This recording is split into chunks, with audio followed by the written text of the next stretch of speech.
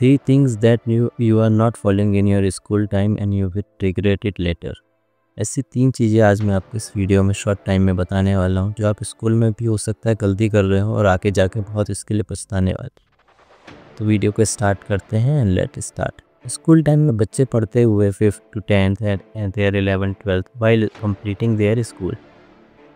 तो जब भी बच्चे स्कूल में पढ़ रहे होते हैं वो चीज़ें अच्छे से पढ़ते हैं। कई बच्चे बहुत अच्छे से पढ़ते हैं, कई बच्चे चीज़ों को समझ लेते हैं, कई बच्चे सिर्फ ऊपर से चीज़ों को समझकर उसको सिर्फ एग्ज़ाम पास करने के लिए या टेस्ट पास करने के लिए ही पढ़ते हैं। लेकिन बच्चे ये नहीं समझ पाते हैं क्योंकि वो ब्रॉड पर्सपेक्टिव नहीं देख पाते, क्योंकि वो भी जस्ट छोटी क्लास में है, आगे क्या होने वाला है वो सोचते नहीं हैं।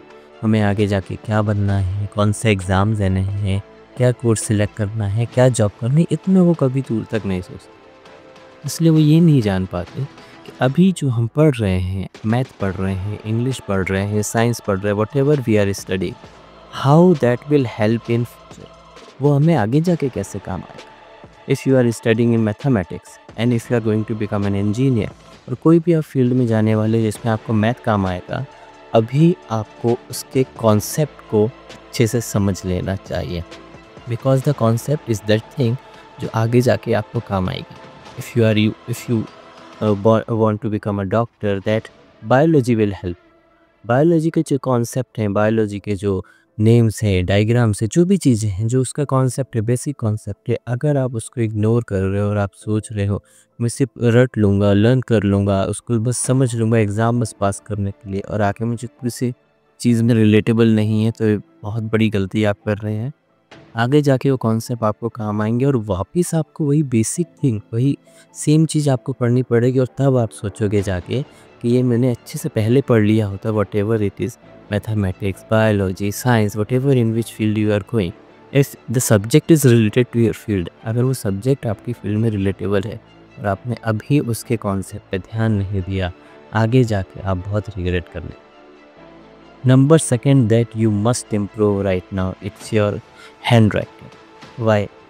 बच्चे पढ़ते पढ़ते क्या करते हैं कि हम सोचते हैं हमें एग्ज़ाम में आंसर लिखना है, हम जस्ट सिंपल आंसर लिख देंगे और नॉर्मल राइटिंग में भी लिख देंगे तो मार्क्स मिल जाएंगे। ऑब्वियसली आपको बोर्ड्स में और आपके एग्ज़ाम्स में नॉर्मल राइटिंग में भी मार्क्स मिल जाएंगे, लेकिन if you are not improving your handwriting today, that will make you regret later. आप जब आगे जाके साइन करोगे, सिग्नेचर करोगे, आगे जाके आप जब अपनी कोई भी लेटर लिखोगे, एप्लीकेशन लिखोगे, कहीं बैंक में दोगे, अपने ऑफिस में दोगे, anywhere you will give it, your writing will appear your image, जो आपकी इमेज को शो करेगा। आप उस टाइम पे जाके राइटिंग इम्प्रूव करना भी चाहोगे तो आप नहीं कर पाओ, उसके लिए आपके पास टाइम नहीं बचेगा। अगर आपके पास टाइम है, अभी आपके पास हॉलीडेज़ हैं, और अगर आप स्कूल में भी राइटिंग बहुत ख़राब लिख रहे हो, आंसर बहुत ख़राब लिख रहे हो, आप अपनी कॉपी मेंटेन नहीं कर रहे हो, तो ये हैबिट अभी आपके पास नहीं आ पाएगी। और आप जिस तरीके से राइटिंग ख़राब लिखते जाओगे, आप अपनी कॉपीज़ को और अपने वर्क को इम्प्रूव नहीं करोगे, मैनेज नहीं करोगे, हाईलाइट नहीं करोगे, उसको सजाओगे नहीं, उसको अच्छे से अरेंज नहीं करोगे, ये हैबिट आपको डल जाएगी और आप आगे जाके अपने वर्क को, किसी भी काम को अच्छे से अरेंज नहीं कर पाओ। You will not make. आप उसको करने भी जाओगे, आप कर नहीं पाओगे, क्योंकि आपके हैबिट में आ चुका है कि ये तो ऐसे ही हो जाता है, जल्दी जल्दी लिख दो, फास्ट एंड इसको बस सबमिट कर दो। एंड देन जब आप रिजेक्ट होगे उस चीज़ के लिए, आप अपनी एप्लीकेशन के लिए रिजेक्ट होगे कि आपकी एप्लीकेशन कहीं एक्सेप्ट नहीं होगी, आपका सिग्नेचर एक प्रोफेशनल सिग्नेचर नहीं लग रहा है, कहीं पे आपकी राइटिंग अच्छी नहीं लगती, तब आप जाके रिग्रेट करोगे और समझोगे कि हैंड राइटिंग इम्प्रूव कर लेनी चाहिए थी उस टाइम पे, जो अब करना बहुत मुश्किल है। Number 3 that students are not doing and I want them to do it right now, improve your English। Improve your English that much help you to talk to anyone easily। आप किसी से भी बात कर पाओ, आसानी से बात कर पाओ, इवन उनको समझ पाओ, because now English is in global is a global language. पूरे ग्लोब में अच्छे से हर कंट्रीज़ में सबसे ज़्यादा यूज़ करी जा रही है। अगर कोई वहाँ पे हिंदी नहीं जान रहा है, अगर कोई वहाँ पे आपकी नेटिव लैंग्वेज नहीं जान रहा है, लेकिन अदर कंट्रीज़ में, अदर स्टेट में, अदर सिटीज़ में वहाँ पे वो इंग्लिश ज़रूर जान। और आगे जाके इंग्लिश का इतना बोलचाल होने वाला है कि आपको इंग्लिश आना बहुत ज़्यादा इम्पोर्टेंट है। आप कोई भी फॉर्म फिल कर रहे हो, उसमें इंग्लिश में क्या लिखा है आपको यही समझ में नहीं आ रहा, उसमें कंडीशंस क्या है आपको यही समझ में ही नहीं आ रहा। आप बस सिग्नेचर करके फॉर्म फिल करके दे रहे हैं और बाद में बता रहे हैं कि काश पहले पढ़ लिया होता, फॉर्म की details and condition and instruction को समझ लिया होता है तो ये गलती नहीं। आगे जाके सभी चीज़ें इंग्लिश में आने वाली, इवन टेक्नोलॉजी जितनी भी आप यूज़ कर रहे हो सब इंग्लिश में आ रही। हम ध्यान नहीं देते किसी भी चीज़ को, सही से पढ़ते नहीं हैं, ओके कर देते हैं, एंड देन कोई भी ऐसी सिचुएशन हो जाती है जो हमें बाद में पछतावा होता है। तो must improve your English whatever you are learning in school. English में आप जो भी बेसिक ग्रामर पढ़ रहे हो आप उसको डेली लाइफ में यूज़ कैसे करेंगे, बोलेंगे कैसे।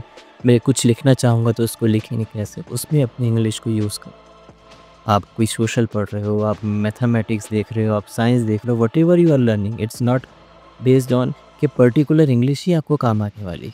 जो वर्ड्स हैं आप उनको समझो, आप उनके सेंटेंस बनाओ, आप उनको अपनी ओन लैंग्वेज में यूज़ करो।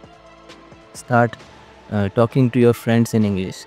कैसे बोलोगे कि हमारे फ्रेंड्स तो हंसते हैं, हमारे जो हमारे नेबरहुड है वहाँ पे इतनी इंग्लिश यूज़ नहीं होती। इट डजेंट मैटर, आपको अपने हिंदी लैंग्वेज में ही बीच बीच में स्मॉल इंग्लिश के वर्ड्स डाल दें और उसी के साथ में मीनिंग बोल दें। For an example, how are you, आप कैसे हो। अब आप दोनों एक साथ बोल दोगे तो कोई आपको जज नहीं करेगा। Anyhow you have to learn English and you have to start applying in your daily life. That will help you.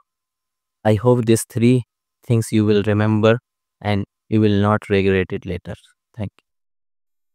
If you like the video, share it with your friends and your family friends and whatever you want to share with. And must like the video, and bye bye.